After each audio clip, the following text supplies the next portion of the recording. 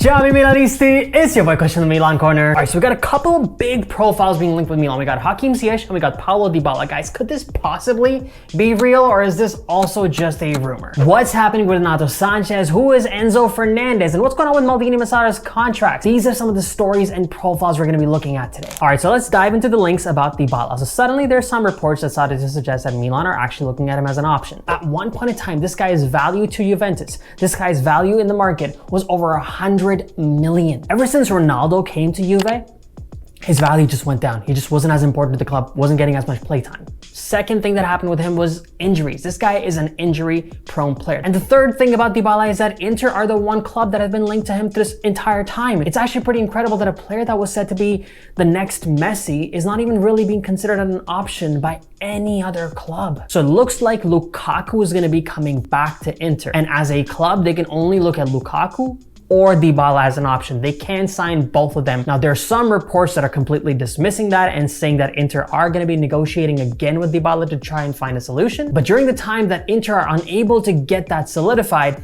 Milan should strongly be considering him. Di Marzio just said that Dybala doesn't plan on waiting indefinitely for Inter to find a solution, but there are no solid contacts with Milan or with Roma. So at this point in time, guys, I'm hesitant to call this a flat out rumor. I think there's something to the story, but at this point in time, I do think it is highly unlikely. Dybala's salary to Milan is just going to be way too high. He's an injury-prone player. It seems like he's pretty much on the doorstep of Inter. I just don't really think this deal happens. Now, before I jump into the Hakim Ziyech story, guys, once again, I want to introduce you to the OneFootball app. If you haven't seen any of these videos before, you know they have been supporting this channel. So make sure to download the OneFootball app. This is the app where I pretty much found out about Lukaku coming back to Inter. I don't know if we need a new center back just to cover that one player, but this is the one app where you can find out all stories about football. Obviously, you can set yourself to only receive Milan related stories, but if there's any app that you want to download where you find all things football, it has to be the OneFootball app, guys. So if you haven't already, hit the link in the description and download the OneFootball app. So the Hakim Ziyech links are back again, guys. I feel like I'm living in 2021 summer mercato. Last year, we had the exact same conversation about Paulo Dybala, about Hakim Ziyech. This is a player, we need that right winger. We need that player behind the striker. So Hakim Ziyech is the perfect profile in my opinion. It does seem like he has fallen a little bit out of favor with the coach at Chelsea, but I think the guy's contract is alive till 2025. This is gonna be a really tough operation for Milan to pull off. It's gonna have to be a paid loan.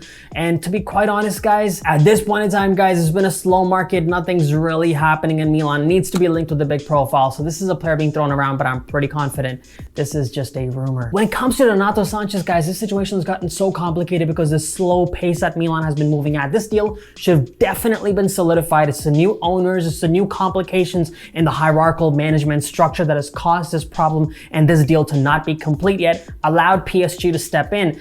It does look like Renato Sanches wants to join Milan though. He doesn't seem to want to go to PSG. However, PSG's offer is a lot better. They're offering 25 million plus bonuses. Milan is offering 18 million plus bonuses. They're giving Renato Sanches, I believe, a 5-year contract at a 5 million per season pay. Milan is giving a 4-year contract at about a 3-point-something million pay. So obviously the player is not getting what he wants financially at Milan. He did put this story up on his Instagram or his social media profile, and that says a lot. This player knows that he doesn't want to get that ego move to PSG. He wants to actually move to a club where he can prosper and he can be an important piece in the success of the team. PSG is flooded with central midfielders. A move there doesn't make any sense to me. At this point in time, guys, I had downgraded Renato Sanchez's move to Milan from real to unlikely in the last video. I'm gonna upgrade that to possible. I think it is still possible that Renato comes to Milan. If Sanchez doesn't come to Milan, we already have a backup lined up. That's what I like about this management. They have their little structure. They know which player we're going for. If that doesn't work, we know the replacement.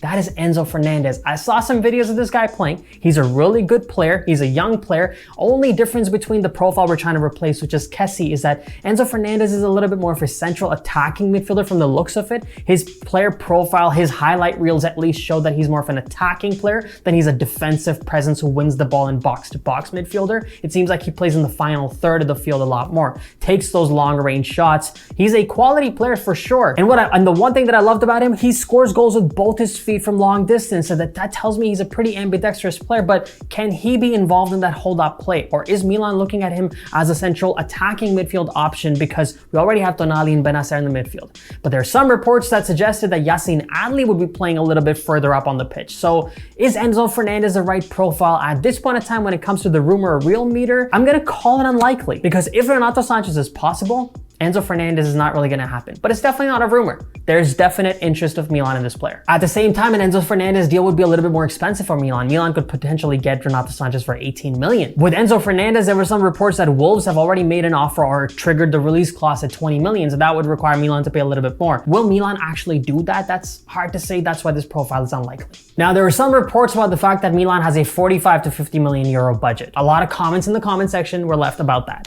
Oh, Kush, do you see Redbird? They're giving us 50 million to spend. As champions of Italy, we get 50 million to spend. Guys, it's not that simple. Don't just read every report you see, or at least read it. Just don't trust every report you see. There was a really good explanation provided about this whole thing by Felice Raimondo. Sempre Milan put out the entire article on their website, tried to break it down. So I'm gonna link that in the description. Check it out, because if you really wanna know what's going on with Milan's budget, it's far more complicated than that. Felice Raimondo was basically laughing and saying that these numbers that journalists give, 45 to 50 million, that's a joke. These things are dependent on so many factors. Salaries impact this, depreciation, loan moves. What is Milan actually trying to accomplish on the financial level by the end of next season? All of these factors dictate, and a lot more factors actually dictate what the budget is going to be. To give a value of 45 to 50 million, that's a person who doesn't know what they're talking about. And don't forget the fact that there's potential for future revenue that can also change your present budget. So just stop reading every single article and panicking, guys. This ownership group, in my opinion, is the right group. They're trying to do this sustainably. They're trying to be careful with their spending. They're not being reckless, and at this point in time, they haven't given me enough reasons to dislike them. So once again, guys, click the link in the description and read that article. Try and understand how the transfer market budget even works, because it's not just a firm number like 45 to 50 million. Now, Milan is also expecting to raise some funds from the sale of a few players. It looks like Ante Rebic, Alexis Salamaker, Samu Castillejo, Leo Duarte, and Mattia Caldara and Fode Ballo-Touré potentially could be out the door. Potentially, it's not for sure, but if they are to be sold, the players could garner the club about 55 million. It looks like Milan will be completing the signing of Junior Messias, so if that is the case, Alexis probably won't be at the club if we sign a right winger. So if these sales are to go through, Milan will be pocketing probably north of 50 million, and that'll be another bit of cash they'll get to reinvest into the mercato. And it does look like Milan has completed the signing of Alessandro Florenzi from Roma. They will be paying them 2 million to make this deal permanent. Milan does sign the Italian veteran to a versatile player, a perfect move for a Milan as a backup option. Now, there are some reports about the fact that there's some disagreements between Maldini and Gazidis when it comes to Sven Botman. The signing of Sven Botman is something that Maldini approves. He wants that player to be a Milan player. At the same time, Gazidis is somebody who doesn't think it's worth it to sign Sven Botman. He believes that we should sign a younger center back at a lower price point and instead reinvest and redirect those funds towards a quality right winger or a central attacking midfielder. And here's what I gotta say about that, guys. I think I'm kind of in agreement with Gazidis there.